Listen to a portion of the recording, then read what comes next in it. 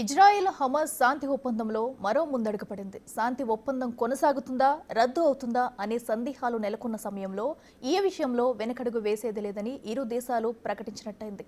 మరో ముగ్గురు ఇజ్రాయెల్ బందీలను విడుదల చేసింది హమాస్. వీరిని రెడ్ క్రాస్కు అప్పగించడంతో వారు ఇజ్రాయెల్కు చేరుకున్నారు.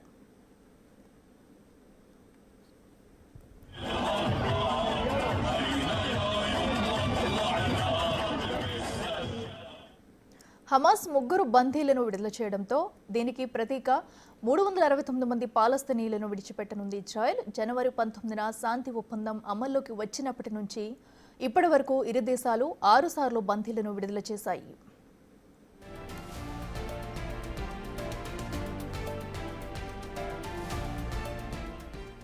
శాంతి ఒప్పందానికి ఇజ్రాయెల్ కట్టుబడి ఉండటం లేదని, అందుకే ఈసారి బందీల విడుదలను ఆలస్యం చేస్తామని హమాస్ ప్రకటించింది. దీంతో కొత్త వివాదం తెరపైకి వచ్చింది. ఈ ప్రకటనపై ఇజ్రాయెల్ తీవ్రంగా స్పందించగా అమెరికా అధ్యక్షుడు డొనాల్డ్ ట్రంప్ అయితే డెడ్లీ వార్నింగ్ ఇచ్చారు హమాస్కు. శనివారంలోగా ఇజ్రాయెల్ బందీలందరినీ విడుదల చేయకపోతే నరకం చూపిస్తామన్నారు.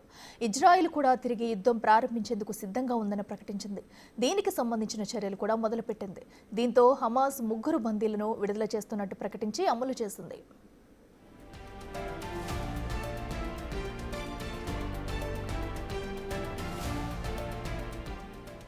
అమెరికా అధ్యక్షుడు చెప్పినట్టు బందీలందరినీ మాత్రం ఒకేసారి విడుదల చేయలేదు హమాస్.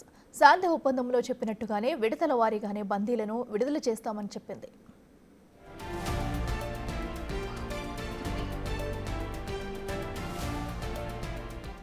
గతసారి బందీల విడుదల సందర్భంగా తీవ్ర విమర్శలు ఎదుర్కొంది హమాస్.